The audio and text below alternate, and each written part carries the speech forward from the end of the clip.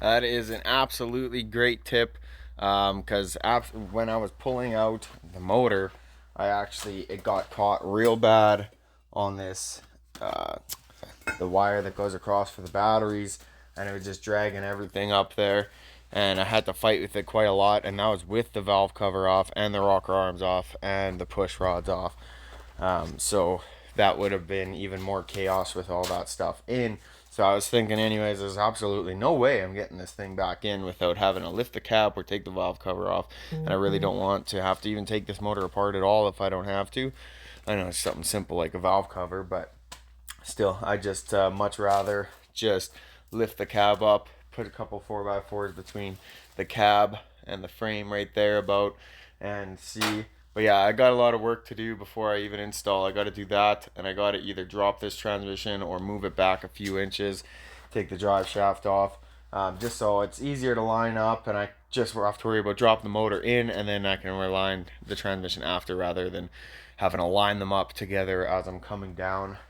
So yeah, I gotta do that, because I think I just made the mistake of just yanking it out, and I'm really hoping that I didn't wreck the oil pump or anything, or the transmission pump or anything in that transmission. It lifted up and dropped down on a jack stand and bent the fucking transmission pan, so I already got to take that off and bend out the pan and make sure there's no damage, and probably replace the filters and fluid and this, that, and the other. So lots of work to do there.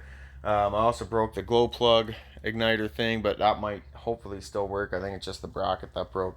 Yeah, I don't know. It doesn't sound like a lot. Like I can't pinpoint every little thing that I still need to do on it. So, but there's probably a list of fucking 30, 40 things. Plus, I got to run to the city and get parts like timing cover and timing cover gasket and oils and fluids and filters and this, that, and the other before I even really try and get it in too much. So, but yeah, I that is a real good tip, dude, because that is exactly what I plan on doing. It was either that or take apart that fucking motor to get it in. And I don't feel like doing that. It's much easier to just undo the 4 or 6 fucking cab bolts. I'm gonna loosen the back ones just slightly, just so there's like some play on them, and then yeah, just jack it up. Hopefully, get the rad cradle front of the cab here up about 6 inches, and hopefully back there about 4 inches, and it should slide in perfectly. So we'll see. I guess we'll see. You guys will see that coming up soon within the next week, hopefully.